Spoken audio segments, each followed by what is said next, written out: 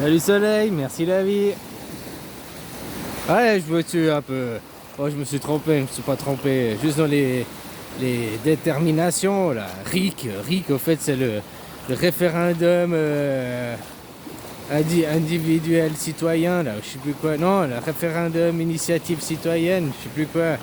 C'est pas le RIB, le revenu individuel brut, quoi. Bon, bah t'as compris l'idée, hein. De toute façon, ça change rien, c'est qu'un terme. Ça change pas l'idée de fond, quoi. Comme je te disais, Papa Soleil, il donne l'énergie, c'est le moteur. Autant la terre, c'est pour planter tes racines, mettre ta maison. Hein, le bout de terre, il est gratuit, quoi. Après, tu construis ton arbre toi-même. C'est vrai que je disais, hein, on va donner un bout de terre aux gens, puis un petit bout de terre à une maison, quoi. Après, on va pas tous avoir la même maison aux champignons comme les Schtroumpfs. Ah, chacun pourra faire sa maison un peu comme il l'entend. Dans une mesure du raisonnable. Pas c'est, oh, mais moi je veux 18 pièces, machin et tout. Tu sais, des petites maisonnettes. Ah, voilà quoi. L'essentiel de la vie, de toute façon, il se passe à l'extérieur de la maison. Ah, voilà quoi. On va pas tous être uniformes la même maison, mais tous dans la même budget, on va dire. Mais après, tu fais comme tu veux, quoi. Hein? Ça, faudra donner, quoi. Puis comme le soleil, il donne, c'est pas la graine qui tombe de l'arbre. Hein? La graine, le futur enfant, le petit toit. C'est pas d'abord on lui dit, deviens un arbre et donne des fruits, puis après, je te donnerai du soleil. Je te donnerai de l'argent. L'énergie, le moteur de la vie. Nous, de notre société humaine, notre moteur, c'est l'argent à l'heure actuelle. Ah, mais pour la vie en général, bah, c'est le soleil.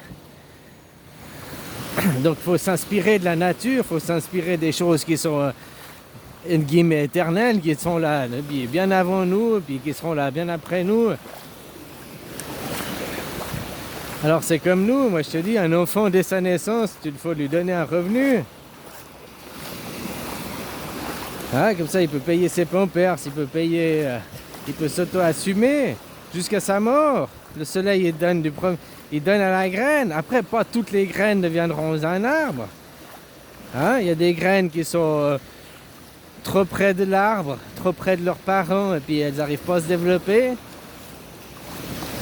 Il y a des graines qui meurent. Tu vois, nous, on dit aussi la médecine, elle a fait des progrès, la médecine.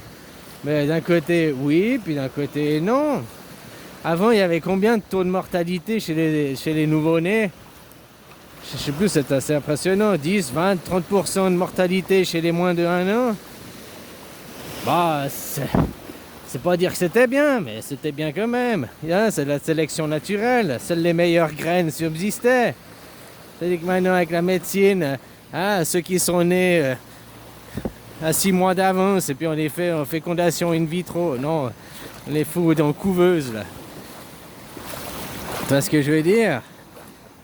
Bah normalement, dans une sélection naturelle, ils auraient dû mourir, ces gamins, quoi. Ah, je suis peut-être méchant, je suis peut-être cru dans ce que je dis, mais comprends l'idée, quoi. Hein? Comme pas toutes les graines qui tombent de l'arbre donnent un potentiel, quoi. Bah voilà.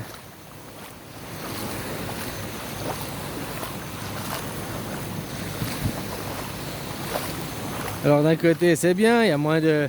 Mais d'un côté, bah c'est pas bien. Parce qu'il y a plus de sélection naturelle. Puis de l'autre côté, ben, il n'y a plus le chagrin chez la maman et le papa, chez les parents. Hein? Avant, tu avais un certain chagrin, tu avais aussi une épreuve à surmonter et tout. Tandis que maintenant, quelle est ton épreuve? T'as plus rien, quoi. Hein? Tu vois, que tu prends l'exemple des chats, quoi.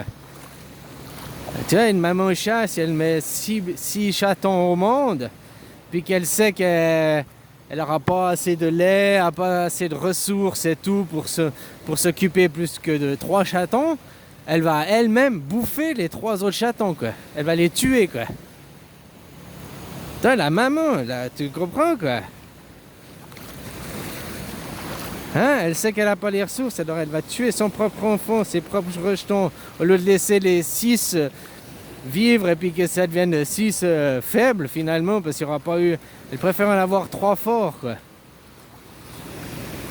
Alors c'est pas autant extrême, on va pas peut-être tuer nos enfants, il y a la sélection naturelle quoi. Mais voilà. Ce que je disais à la base c'était le RIB, le revenu, le soleil il donne aux graines, il donne à l'enfant dès sa naissance et il n'attend pas que à l'arbre à tout et il n'attend pas que l'arbre lui donne des choses en retour. De toute façon il apporte même un arbre. Comme ces arbres, à quoi ils servent? Franchement, à quoi ils servent ces arbres? À rien! C'est des mauvais arbres. Comme nous on dit, il y a des mauvaises graines, il y a des mauvaises... Hein, l'homme il qualifie de... Ah, je mets ça en guillemets, je dis c'est des mauvais arbres. Parce qu'ils apportent aucun fruit, ça apporte rien. À part de l'ombre. Puis ils sont jolis, puis hein, voilà quoi. Puis peut-être ils retiennent le sol. Enfin tu vois quoi, mais je veux dire concrètement pour nous l'être humain à quoi ils servent? Il n'y a aucun fruit, il n'y a rien quoi. Je sais pas comment on appelle ces arbres en français ni en anglais quoi. Hein? C'est les Tonson. Bon bref, ça ressemble à des pins des mers, un truc comme ça quoi. Bon bref, t'as compris l'idée quoi. Donc même la mauvaise herbe, elle a son utilité. Même nous, ceux qu'on dit, ah c'est des mauvaises graines, c'est des fainéants, c'est des machins, c'est des parias, ils ont leur utilité du système. Oh. Puis ils ont même la plus grande utilité, hein. Parce que c'est les anarchistes, les parias, les marginaux qui ont toujours permis au système d'évoluer puis d'aller de l'avant. C'est pas le petit mouton qui fait oui monsieur, puis qui fait tout, puis qui prend jamais d'initiative, qui se rebelle pas, qui fait pas différemment, qui a apporté un changement au système. Hein. Au contraire, justement, c'est les marginaux, les parias, c'est ceux qui sont à l'encontre du système qui font évoluer le système. Hein, les mauvaises herbes, quoi. Donc tu vois, même les mauvaises herbes, elles ont besoin qu'on leur donne aussi. Le soleil, il fait pas de tri sélectif, quoi. Le tri sélectif, il se fait par la nature, de lui-même. Donc voilà, de quoi on doit s'inspirer pour devenir une rente. Et comme je te dis, peu importe ton statut social, tu as droit à la même rente. Ça, c'est la justice. Ça, c'est l'égalité. Hein? Après, ce qu'on va en faire de cet argent, ce que tu vas faire de ta dose de soleil reçue, bah, elle est propre à toi finalement. Hein? Il y a celui qui va tout dépenser, puis 3 jours après, il aura déjà plus ses sous. Puis il y a celui qui va faire le petit écureuil, et puis qui va dépenser que la moitié de son salaire pour garder, pour économiser. Mais en même temps, ça lui servira à quoi d'économiser, vu qu'il n'aura rien acheté, quoi. Dans un monde de gratuité, quoi. Comme je t'ai dit, qu'on donne toujours une certaine valeur au produit, puis qu'on mette... ça permet aussi de réaliser qu'il y a un certain coût énergétique, un certain impact. Pas mettre la valeur pour un profit, mettre une valeur juste, une valeur de ce que le produit coûte réellement. Hein, parce que tu vois que maintenant tu as des produits, ils coûtent que 1 euro à fabriquer, mais ils sont vendus 10 euros. Ben, la vraie valeur c'est 1 euro. Bon, en plus, pourquoi ils coûtent 1 euro, hein, pour d'autres choses, hein, parce qu'on surexploite. Peut-être sa vraie valeur si on n'exploitait pas trop les gens et tout, toute la chaîne qu'il y avait avant la production. Bon, surtout que maintenant c'est des choses injectées plastiques, quoi. Bon, bref. Peut-être qu'il aurait une valeur de 2 euros réelle si on prenait le coût écologique et tout, quoi. Mais tu comprends l'idée, quoi. La nature, la vie, elle te donne, le soleil, il donne l'énergie, donc l'argent, on doit te donner une rente. Peu importe, après, on peut faire où on n'a que notre rente, mais on n'a rien d'autre dans la vie, ou alors on continue à travailler, puis de ton travail, tu reçois aussi de l'argent. Mais ta rente, elle ne doit pas être soumise aux impôts à ce moment. L'évasion fiscale. Moi, je dis que ça doit être... on doit remettre les choses à plat sur l'évasion fiscale. Enfin non, ils appellent ça l'optimisation fiscale. Il n'y a que les riches, il y a que ceux qui ont un certain montant qui arrivent à faire ça. C'est pas le petit salarié qui va faire de l'optimisation fiscale. Donc dans un monde de mondialisation, ok, tu veux mettre ton argent aux Bahamas, il n'y a pas de problème. Mais au lieu de prendre l'argent en France, on te prendra l'argent aux Bahamas. Mais on te prendra le même montant. Ouais, comme ça, ils ont beau essayer à faire, après faire l'évasion fiscale, l'optimisation fiscale, ils seront de toute façon taxés, ils seront de toute façon... Ah, voilà quoi. Pour nous, pour les petits gens, ils vont même prendre à la source. Pour les riches, on devrait aussi directement prendre à la source. Comme ça, ils ne peuvent plus faire l'optimisation fiscale. On devrait taxer directement le bénéfice.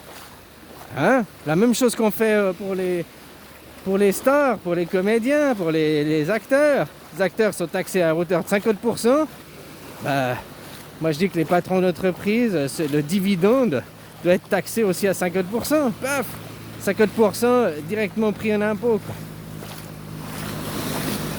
Ah, après, il y a toujours les gens, ils vont magouiller pour dire, faire des crédits pour qu'il n'y ait pas de... Ah, mais ça, il faut des commissions d'enquête. Puis surtout que des grosses entreprises, la plupart, elles devraient être nationalisées ou mondialisées, quoi. Elles ne devraient plus appartenir au secteur privé, elles devraient appartenir au secteur public. Des entreprises comme Microsoft, qui ont un monopole quasiment exclusif. Oh, tu vas me dire, non, il y a Linux. Non, mais ils ont quand même un monopole exclusif. Donc ces entreprises, elles devraient faire partie du bien public. Même que Windows, à l'heure actuelle, plus personne ne devrait l'acheter, devrait te donner gratuitement que tu achètes ton PC. Quoi. Tu vas me dire, non, pas dans tous les... Ici, tu achètes un PC, il n'y a pas Windows. Tu dois acheter ton Windows en plus. Quoi. Chez nous, on te le fout, tu l'as de base. Quoi.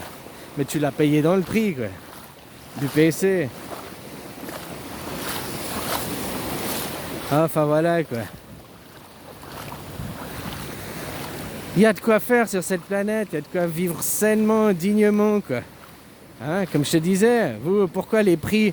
Alors, ici les prix, tu me demandais, ça a augmenté là depuis 3 mois, ça a bien augmenté les prix quoi. Oh, c'est la guerre en Ukraine, qu'est-ce que tu veux quoi. Le prix du kilo du poulet, il a passé de 66 bahts à 100 bahts, 109 bahts. Ça varie, c'est pas tous les jours, tu sais, c'est soumis à la bourse, c'est pas tous les jours le même prix. Bah tu vois, de 66 bahts à 110 bahts, c'est quasiment doublé le prix. Hein. Le porc, le kilo de porc, avant le filet mignon, il était 129 bahts le kilo, maintenant il est 297 bahts le kilo. Ça a plus que doublé. Le filet normal, il était 109, 100 bahts. Maintenant il est 252 bahts. Et puis il y a plein de produits, là, les bières, l'huile, machin, plein de produits, ils ont tous augmenté de 10 à 20%, quoi. Peut-être même 30% pour certains, quoi.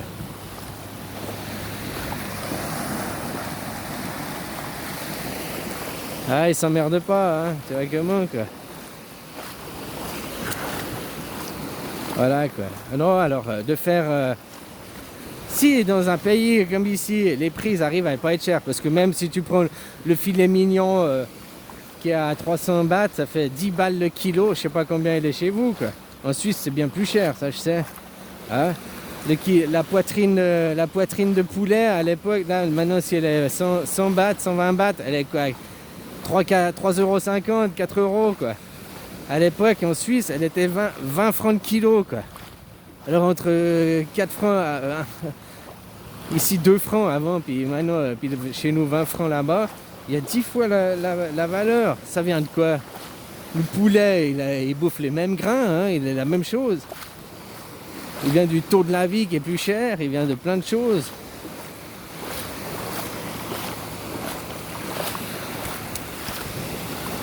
Voilà quoi. Donc ça aussi, hein, fixer des produits, fixer un salaire décent, avec des prix aussi décents. Moi j'estime que la surmajoration des prix par rapport à un pays, on prend comme la Thaïlande, qui n'est pas un pays pauvre puis pas un pays riche, qui est un pays moyen, donc il a les prix moyens, eh ben, ça devrait être la moyenne, ça devrait être le prix partout. Hein? Et si on te file après 1000 € par 30 000 bahts quoi. Donc ça fait à peu près 1000 € par mois pour vivre, eh ben, ça te suffit.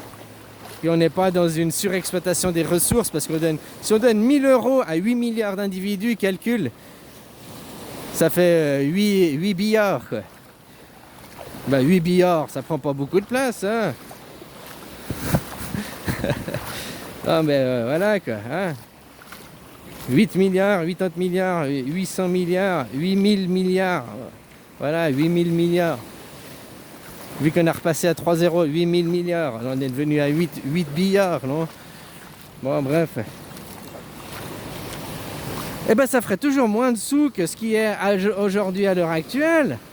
Donc c'est pas une surexploitation des ressources. Ouais. Bien au contraire. Faut juste que les gens aient une prise de conscience. Faut juste que les gens ils sortent du passé, à penser dans le passé, puis à dire dans le passé c'était comme ça, puis avant c'était comme ci, puis avant. Ce qui compte c'est aujourd'hui pour aller de l'avant. Et tant que tu projettes, tu vas chercher dans le passé pour projeter à demain, eh ben t'es pas dans le changement. Et ce monde il change, que tu le veuilles ou non. Hein? La seule chose qui ne change pas dans ce monde, c'est que ça change tout le temps.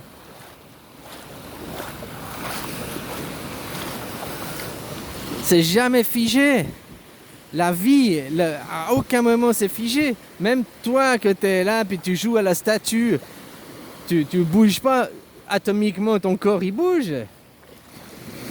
Rien n'est figé. Tout est en changement permanent. Tout est en mouvement permanent. Si tu vois à travers le temps, il fout le camp. Le temps, il s'arrête jamais. Le temps, la quatrième dimension, qui est le temps, ça doit être défini dans 3 dimensions, dans 3 axes, hein, parce que c'était que sur un plan dimensionnel. C'est beau être défini dans 3 axes, mais il faut un certain moment, un certain temps. Le temps est la base de tout. Chronos, quoi. Hein? Sans temps, bah, il n'y a pas de temps, quoi. Bah, 100 ans, il n'y a pas de temps. Pourtant, 100 ans, c'est quand même c'est le temps d'une vie, quoi. Bon, mais bref, t'as compris. Le temps, si on arrête le temps, on arrête le mouvement, on arrête le changement. Puis si tu arrêtes le mouvement, ben, il n'y a plus d'atomes, il n'y a plus de liaison atomique, il n'y a plus rien, il n'y a plus de matière. Il n'y a plus non plus d'idées, d'énergie. La base de tout, c'est le temps, qui vient même avant le soleil, qui vient même avant les 4 éléments. Hein? Au début, il y a eu la singularité, le Big Bang. Ben, le Big Bang, du moment qu'il y a eu le Big Bang, c'est le déclenchement du temps. Parce qu'avant, il n'y avait rien, et après, il y a tout. À ce moment donné, il n'y a rien, il y a le déclenchement du temps. C'est ça le Big Bang. C'est le déclenchement du chronomètre, de la montre.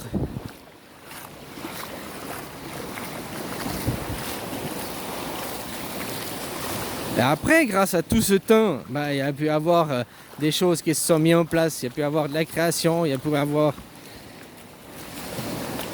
Il va où?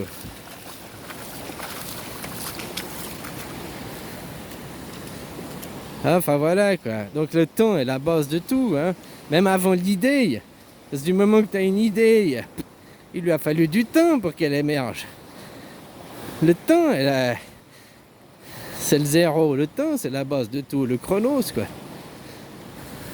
Bon, allez, bisous, copains.